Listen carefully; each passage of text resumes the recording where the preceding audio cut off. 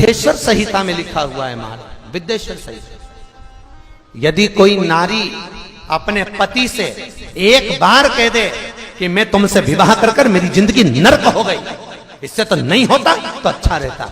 जो नारी अपने पति के साथ झगड़ा करते समय इस संबोधन को बोल देती है, वो नारी 1000 बार करवा चौथ का व्रत कर ले, सोमवार का व्रत कर ले, एकादशी का व्रत कर ले, उस नारी का सात्वित्व कभी नहीं रहता, उसका सात्वित्व भंग हो जाता। केवल एक संबोधन कर बोध पर 33 कौटी देवताओं की धर्म पत्नियां भी तो 33 कौटी होंगी। अरे बोलो तो सही।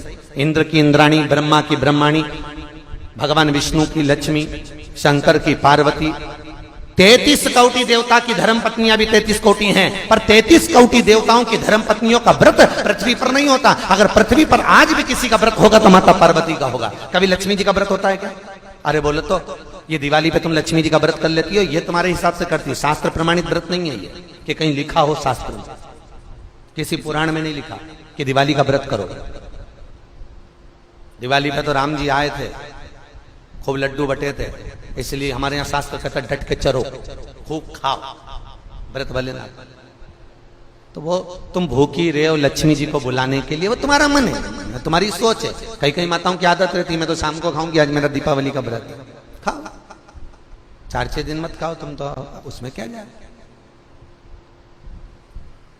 कभी लक्ष्मी का व्रत हुआ, एक वो व्रत माताएं करती है बेबहू लक्ष्मी का, वो शास्त्र प्रमाण में नहीं है, शास्त्र प्रमाणित व्रत नहीं है, वो आप लोगों ने बना लिया, आप लोगों ने कर लिया, वो अपने ऊपर है, पर शास्त्र का प्रमाण नहीं देगा। लक्ष्मी व्रत, ब्रह्माणी का कोई व्रत है, सरस्वती का, सरस्वती का भी कोई व्रत नहीं, ब्रह्माणी का भी कोई व्रत नहीं है। केवल अगर इंद्राणी का कोई व्रत है नहीं, अगर व्रत मिलेगा तो केवल एक माता पार्वती का मिलेगा। क्यों? क्योंकि माता पार्वती कभी अपने प्रभु से, कभी अपने स्वामी से ऊंची आवाज में बात नहीं करी, कभी नहीं बोली। माता ने कभी भी ऊंची आवाज में अपने पति से बात नहीं करी। लक्ष्मी ने जरूर एक बार भगवान विष्णु से कहा था, एक बार भगवान विष्णु लक्ष्मी को देखे और लक्ष्मी श्रृंगार कर रही थी, देखकर भगवान नारायण को हंसी आ गई। हंसकर भगवान विष्णु जैसे खड़े हुए, इतने में लक्ष्मी ने कहा, वाह नारायण वाह, आप अपनी पत्नी को देखकर घोड़े जैसे हंस रहे हो, मैं आपको श्राप देती हूं नारायण, आप मुझ पर हंसे हो, आपका ये मुख कट जाए और तुम्हें घोड़े का मुंह लग जाए। लक्ष्मी ने नारायण को श्राप दिया था तो भगवान विष्णु का हयग्रीव अवतार हुआ था, हयग्रीवा को मारने के लिए भगवान का शीश कट गया था तो घोड़े का मुंह लगाया था। काय का मुंह लगाया? घोड़े का। लक्ष्मी ने नारायण को श्राप दिया। एक बार जब पुष्कर राज में ब्रह्मा जी यज्ञ करने के लिए बैठ रहे थे, ब्राह्मणों ने कहा जल्दी करो, ब्रह्माणी को बुलाओ, मुहूर्त निकल रहा है, बुलाओ ब्रह्माणी को। अब ब्रह्माणी तो तैयार होने में लगी, आई ब्रह्माणी को बुलाया जाए, आती नहीं ब्रह्माणी, बस आ रही हूं तैयार होके चलो। होता है पति बेचारा गाड़ी में बैठ के हारन बजाता रहे, पत्नी बेचारी अपना रुमाली ढूंढती रह जाए, होता है। वो बार बार हारन बजाए, ये बार बार क्या आ रही, अब ब्रह्माणी भी ऐसी आ रही, बस कह रही, बंधु इतने में देव ब्राह्मणों ने कहा मुहूर्त निकल जाएगा, तो ब्रह्मा जी ने कहा आपको जो करना है करो और यज्ञ चालू करो। इतने में ब्राह्मणों ने गाय को पकड़कर खड़ा करा और गाय माता के सामने ब्राह्मणों ने वेद की ध्वनि करना प्रारंभ करी। जैसे ही वेद की ध्वनि करना प्रारंभ करी, गाय के मुख से वेद माता गायत्री को प्रकट कर लिया और गायत्री को प्रकट कर कर भगवान ब्रह्मा जी के पास में गठजोड़ा बांधकर बिठा दिया। यज्ञ प्रारंभ हो गया। इतने में सरस्वती तैयार होकर आ गई। ब्रह्माणी जैसे तैयार होकर आई, ब्रह्माणी ने देखा कि मेरी जगह पर कोई दूसरा बैठा है। ब्रह्माणी क्रोध में लाल होकर बोली, ए ब्रह्मदेव, तुमने मेरे स्थान पर किसी दूसरी नारी को बिठाया है, मैं तुम्हें श्राप देती हूं, पृथ्वी पर कहीं तुम्हारे मंदिर नहीं बनेंगे। केवल एक पुष्कर राज की भूमि पर अगर तुम्हें मंदिर बनवाना है तो एक कन्या का कन्यादान करना पड़ेगा।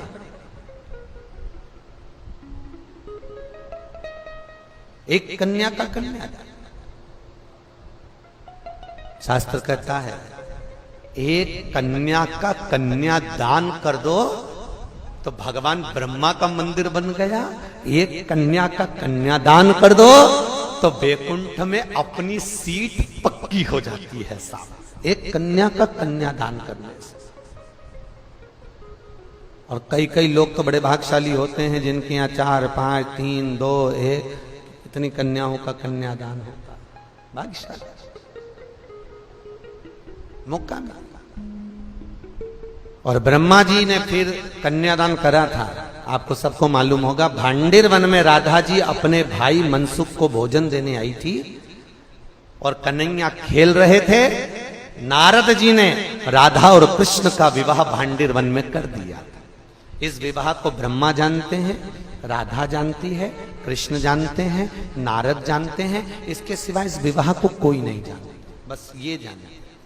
फिर जाकर ब्रह्मा जी का मंदिर द्वापर में बना, सत्ययुग में नहीं, त्रेता में नहीं, द्वापर में ब्रह्मा का मंदिर।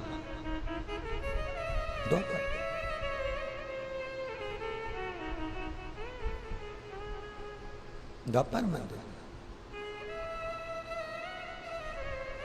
ब्रह्माणी ने ब्रह्मा को श्राप दिया था, नारायणी लक्ष्मी ने भगवान विष्णु को श्राप दिया था, इंद्राणी ने इंद्र को श्राप दिया था, पर माता पार्वती ने कभी भगवान शंकर से ऊंची आवाज में बात नहीं करी थी। इसलिए आज भी माताएं सब जो व्रत करती हैं वो पार्वती के। छठ का व्रत पार्वती का, तीज का व्रत पार्वती का, चतुर्थी का व्रत पार्वती का। जितने व्रत माताएं करेंगी सारे व्रत माता पार्वती के, कोई देवी देवता के नहीं। बस निवेदन आपसे भी है, व्रत आपके भी चालू हो सकते हैं अगर तुम अपने पति से ऊंची आवाज में बात नहीं करो तो। व्रत तो चालू हो जाए। पर जब भी बोलती है सी गरज के बोलती राम।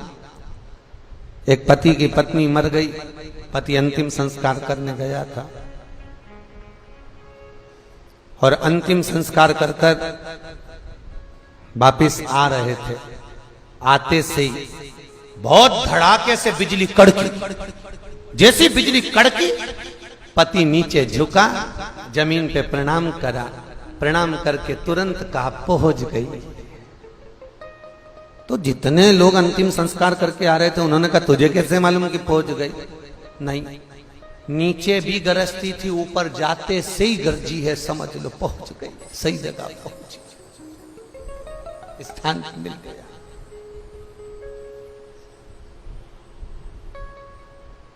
होता है। अब अनसुईया मैया पतिव्रता धर्म का पालन करती,